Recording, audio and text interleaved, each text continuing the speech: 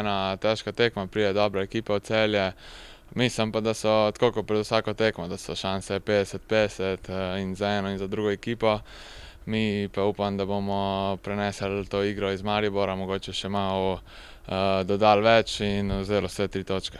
Tako kot sem že povedal, da bomo probali jutri dobre stvari iz tekme proti Mariboru prenesti na igrišče, slabše odpraviti, jih poboljšati. Sigurno pa je ta zmaga nam dala neko dodatno samozavest, ker nam je zdaj v teh parih tekmah mislim, da manjkala, ker smo negativen niz rezultatov.